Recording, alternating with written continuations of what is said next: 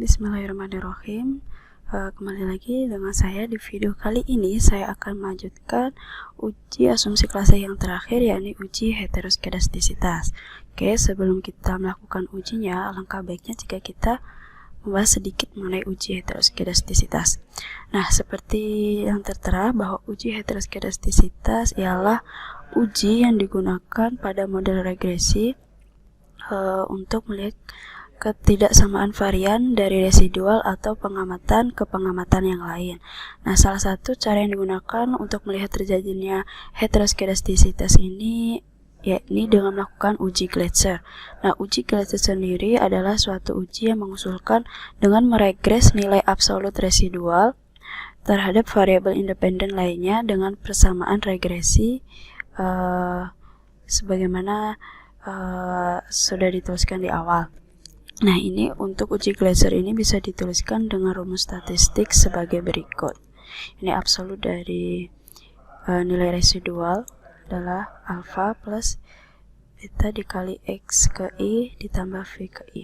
Nah, untuk model regresi yang bebas dari heteroskedastisitas ini, apabila dilihat dari nilai probabilitas variabelnya apakah lebih besar dari 5% atau 0,05. Jika lebih besar, maka dapat disimpulkan bahwa variabel tersebut bebas dari gejala heteroskedastisitas. Nah, untuk mendeteksi gejala heteroskedastisitas yang menggunakan uji Gleiser ini juga menggunakan dua hipotesis. Yang pertama, H0 apabila dalam model regresi ini tidak terjadi heteroskedastisitas, dan H1 apabila atau H alternatif apabila terjadi heteroskedastisitas. Nah, dasar pengambilan keputusannya yakni dengan melihat nilai dari probabilitas variabelnya apakah lebih besar atau lebih kecil dari 5%. Nah, jadi itulah. Jadi kita bisa langsung mencobanya di Fuse. Karena uji Gleiser dengan meregres nilai absolut dari residual, jadi kita klik generate, kemudian ketikkan resubs adalah absolut dari resid.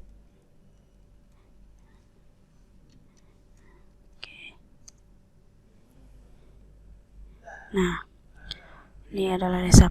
Karena tadi uji Gleiser adalah meregres resub dengan variabel independen, jadi kita resub di sini sebagai variabel y-nya, kemudian kita urutkan dengan x1, x2, x3, x4 dan z. Z. Kemudian kita regresikan seperti biasa. C-nya boleh dipindahkan. Oke. Nah, akan keluar hasil seperti ini. Nah, ini untuk model heteros yang pertama. Hetero 1, kita beri nama. Nah, dari mana kita melihat apakah ini bebas dari gejala heteros? Dilihat dari nilai probabilitasnya.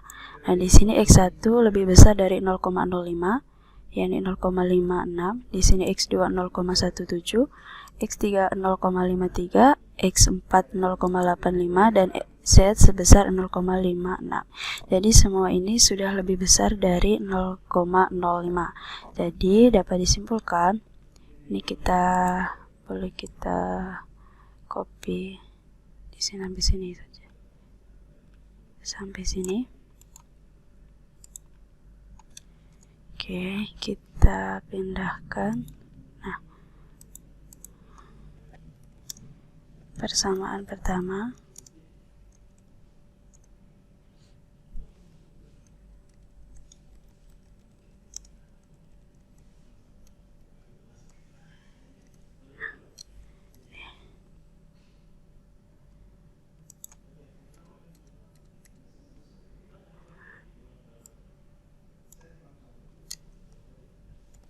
Nah, bisa dilihat di sini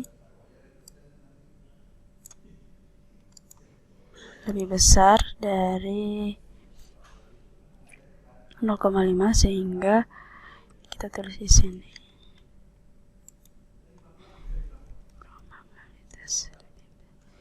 Lebih besar dari 0,05 sehingga H0 diterima dan tidak terjadi gejala heteroskedastisitas. Begitu pula dengan persamaan kedua, caranya sama. Oke, kita lakukan ujinya. Nah, ini kita simpan, yang ini caranya sama, kita proksikan saja biar lebih mudah. Untuk kita tambahkan dengan X1 dengan variabel interaksinya atau variabel moderasinya. Nah, bisa dilihat. Oke.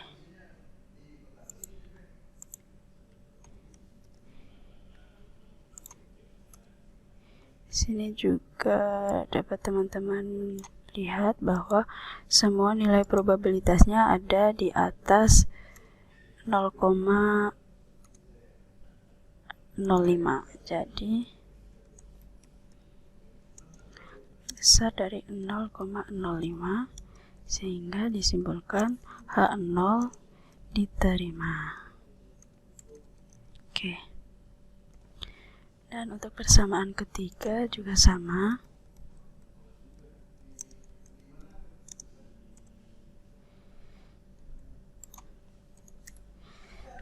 Caranya, oh ya, ini kita simpan terlebih dahulu. Hetero 2. Oke,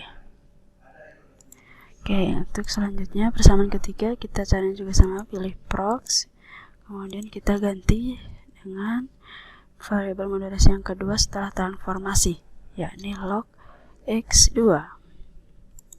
Oke. Nah, dilihat hasilnya. Kita pindahkan. Nah,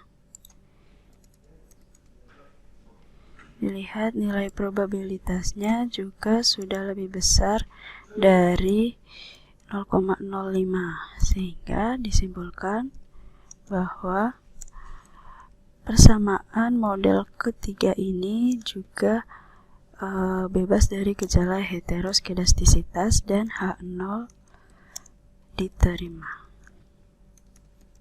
Oke, untuk persamaan keempat caranya juga sama. Oke, kita lakukan nya. Ini kita simpan terlebih dahulu. Hetero 3. Oke.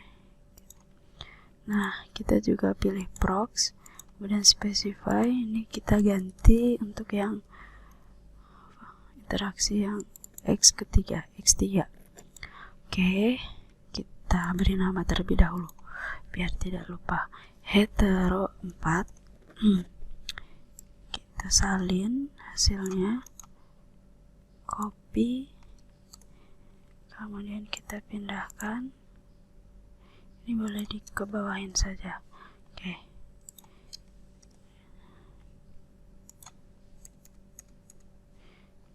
Nah, di sini juga dapat dilihat bahwa probabilitasnya semuanya lebih besar dari 0,05, sehingga dapat disimpulkan untuk model persamaan regresi keempat ini juga tidak terjadi gejala heteroskedastisitas dan H0 diterima. Oke, dan yang terakhir untuk persamaan yang kelima, caranya juga sama.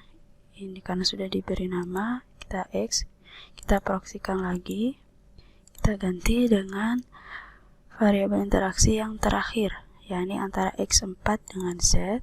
Setelah ditransformasikan, klik OK, kemudian kita kopikan hasilnya, kita pindahkan ke sini. Oke, dapat dilihat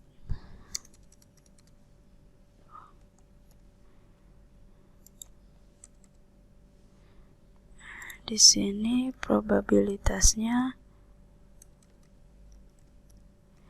lebih besar dari 0,05, sehingga dapat ditarik kesimpulan bahwa dalam model persamaan yang terakhir, yang kelima ini, tidak terjadi gejala heteroskedastisitas dan H0 diterima.